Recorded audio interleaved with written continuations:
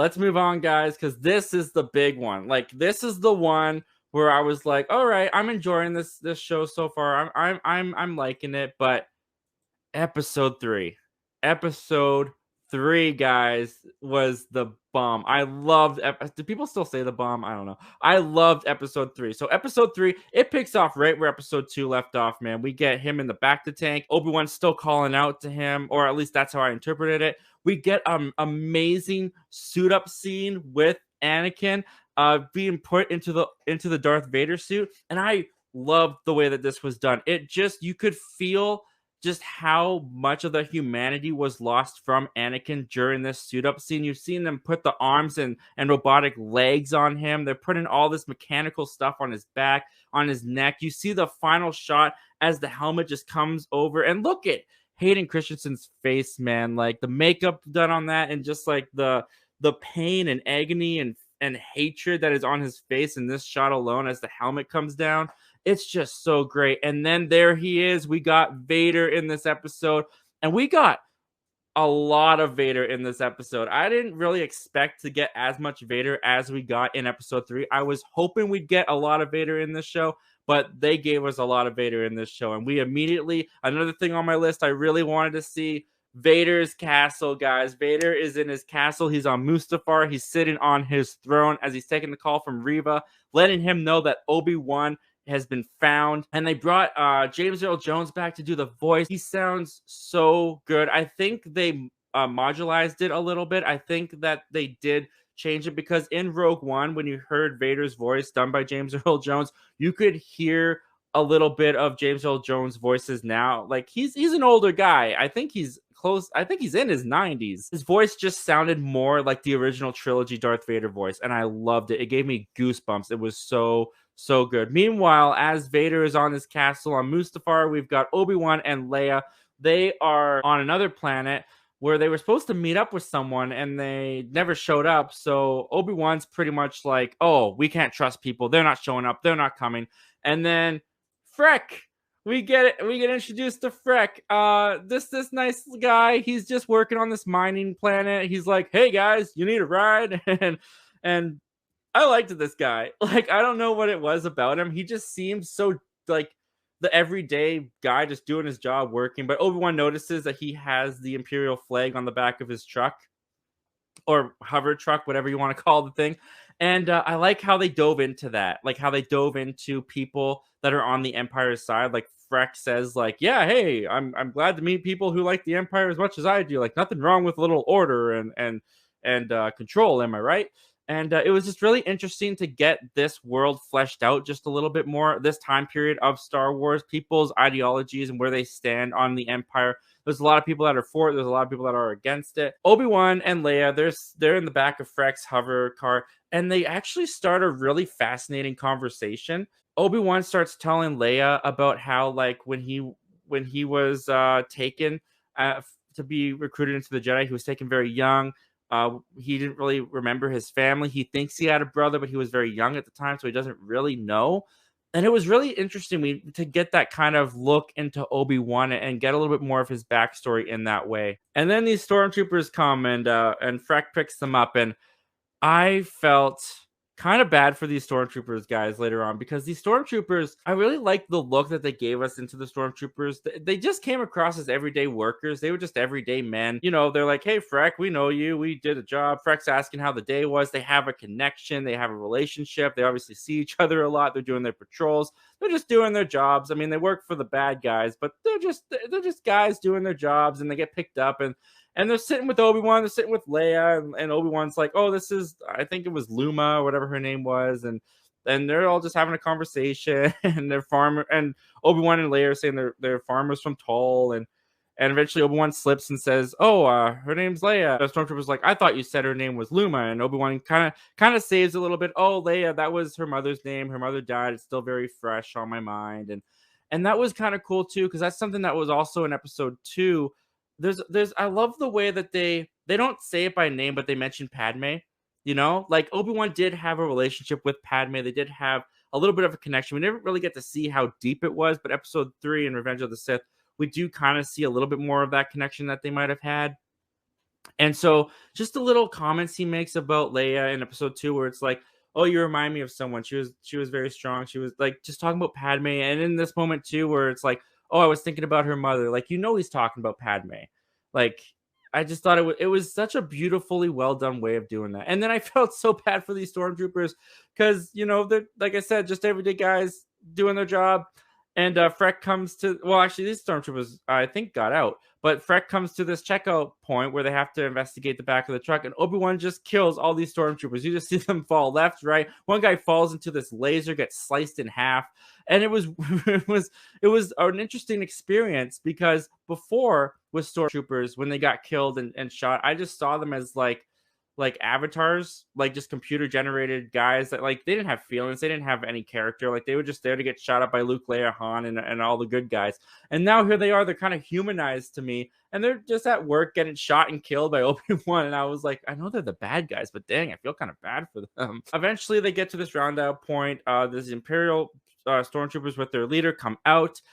She shoots the stormtroopers in the back. We find out that this person is actually who they were supposed to be meeting. They take Leia and Obi-Wan. She takes them to this village for refugee.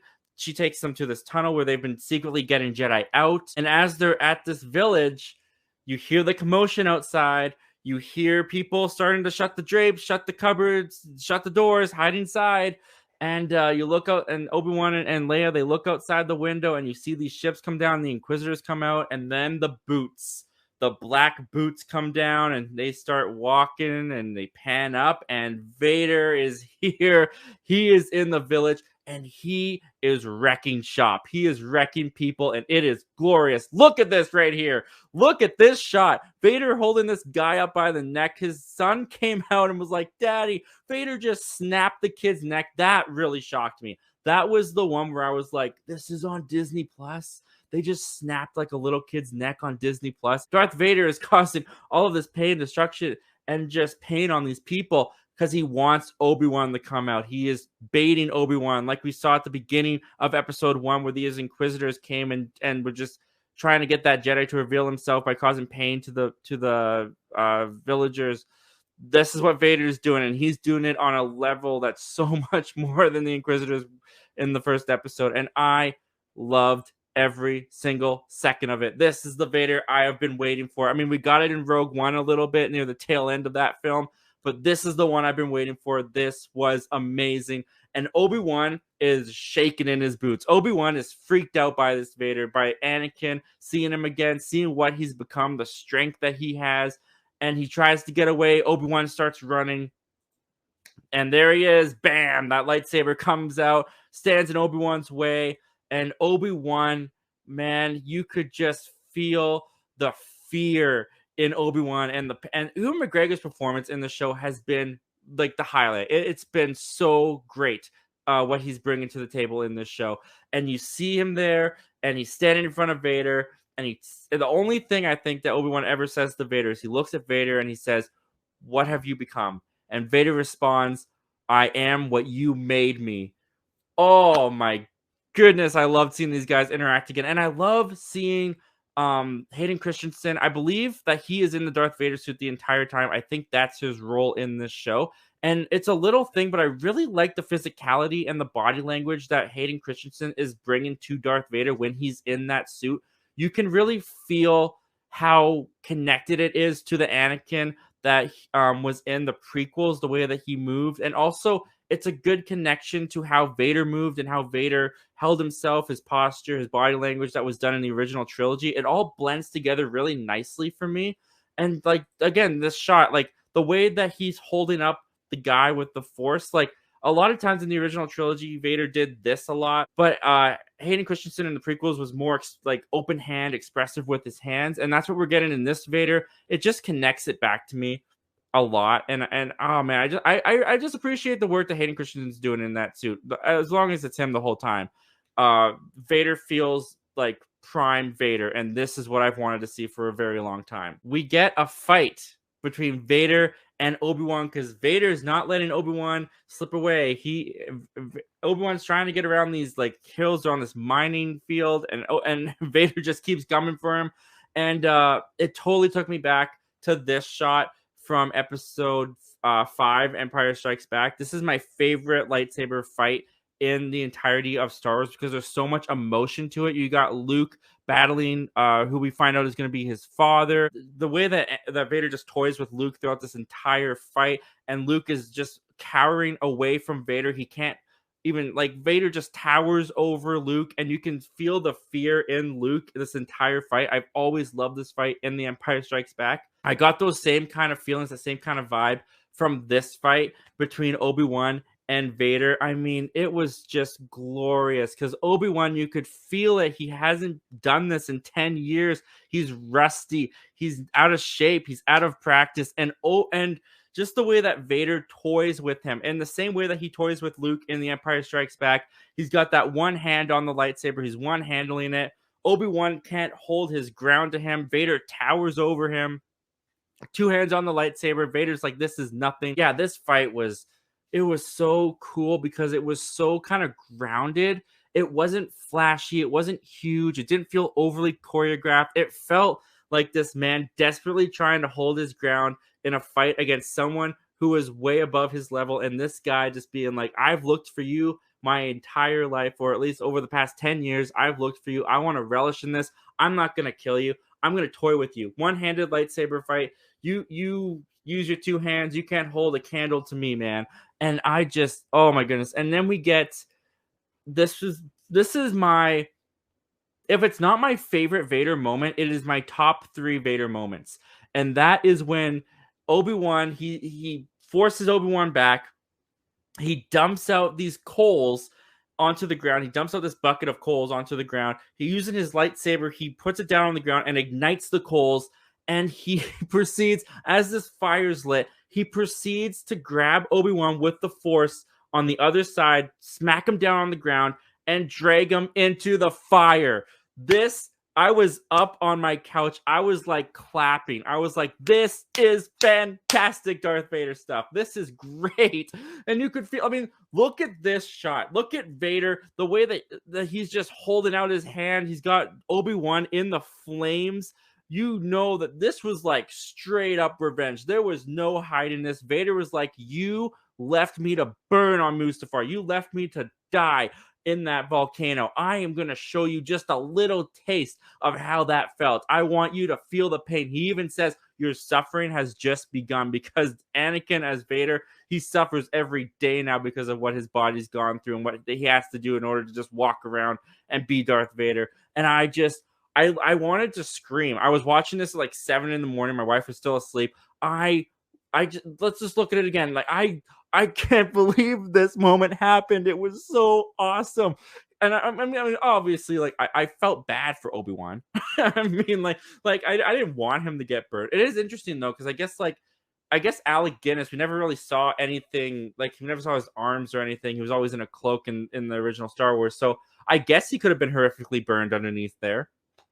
But yeah, I can't get over that. This was just great. It was so poetic. It was so, like, it was perfect. It was exactly what Vader needed to do. And he was just like full on revenge, full on hatred for Obi-Wan. This is fresh for him still, I'm sure. And I can't get over it. He just dragged Obi-Wan into that fire and was like, you're going to feel just the slightest bit of pain that I feel every day of my life. Oh my goodness. Of all the writing, of all the ideas so far of this show, that is by far, I think, the most brilliant, the best moment, the best idea, the best written part. I don't know. I just loved it. I thought it was done so well, and it felt like Vader in his prime. That's what he would do if he ever had the chance to do to Obi-Wan. The Imperial girl, she's on the cliff side. She gets a shot in. This droid goes over and picks up Obi-Wan, saves him, and they get away from Vader. As far as the complaint of Vader just watches them get away, I think Vader wants them to get away. I think Vader during this fight was like he said, your suffering has just begun when he put Obi-Wan in the fire. Vader wants more. Vader doesn't just want to come up to this guy and slice him in half, cut his head off, stab him, whatever.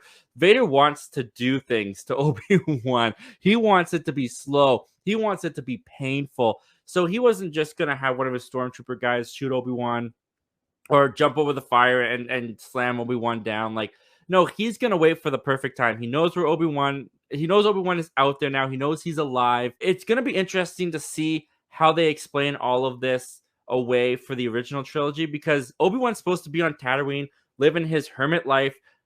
Not like the Jedi are supposed to be deceased. Obi-Wan even says like there's hardly like there's no Jedi around anymore. Yoda, when he dies in Return of the Jedi, says to Luke, "The last of the Jedi you will be." Like, there's supposed to be no Jedi around. All this stuff now is kind of like retcon to that. Darth Vader is not supposed to know where Obi-Wan is. He's not supposed to know that he's on Tatooine. It's gonna be really interesting to see how this series will explain that by the end. The episode ends. Leia's running through the tunnel where the refugees, Jedi's got out from.